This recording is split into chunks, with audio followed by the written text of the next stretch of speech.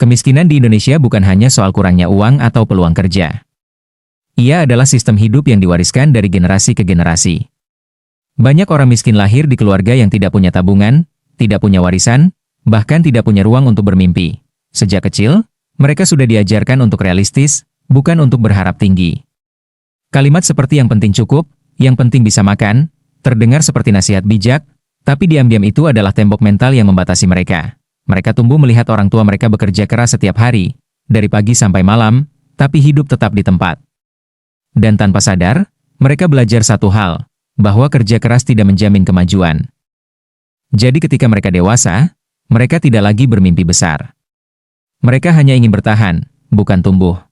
Disinilah lingkarannya dimulai lahir di kemiskinan, tumbuh di kemiskinan, dan membesarkan anak dalam kemiskinan yang sama. Mereka tidak malas, mereka hanya hidup dalam sistem sosial yang tidak pernah memberi ruang untuk naik kelas.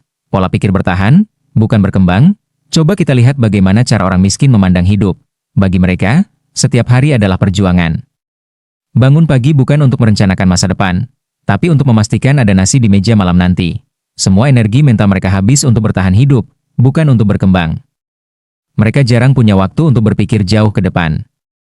Apalagi merencanakan hal-hal besar. Menabung terasa seperti mimpi, karena setiap rupiah sudah punya tujuan. Bayar listrik, beli beras, atau bayar utang. Dan ketika ada peluang baru, mereka sering menolak bukan karena tidak mau berubah, tapi karena takut gagal berarti kehilangan apapun yang tersisa. Hidup dalam tekanan membuat orang cenderung bermain aman. Mereka tidak berani mengambil risiko, karena risiko bagi mereka berarti ancaman hidup. Satu kesalahan kecil, satu keputusan salah, bisa berarti tidak makan selama seminggu. Inilah realita paling pahit, bukan mereka tidak ingin maju, tapi mereka tidak punya ruang untuk gagal. Dan orang yang tidak punya ruang untuk gagal, tidak akan pernah punya ruang untuk tumbuh.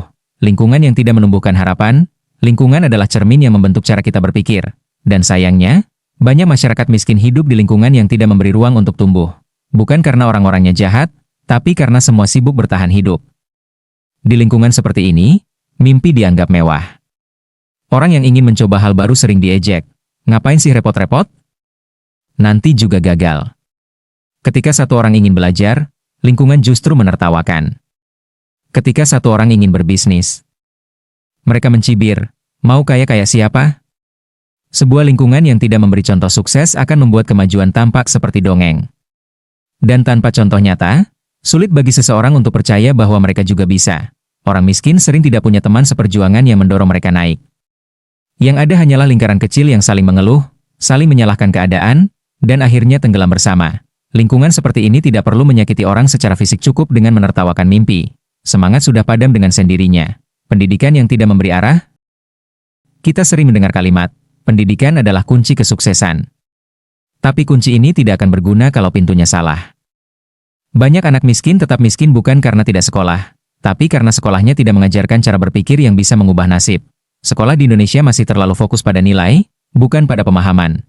Kita belajar rumus, hafalan, teori tapi tidak pernah diajarkan cara mengelola uang, cara berpikir kritis, atau cara membangun usaha. Semuanya hanya tentang lulus ujian, bukan lulus dari kemiskinan.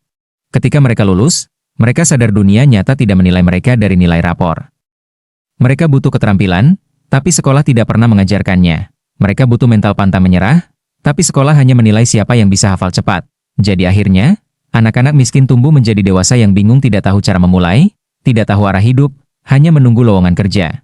Pendidikan yang seharusnya jadi tangga keluar, justru berubah jadi lingkaran baru yang menahan mereka tetap di bawah. Mentalitas cepat puas dan ketergantungan bantuan. Masalah lain yang sering tak disadari adalah mentalitas cepat puas.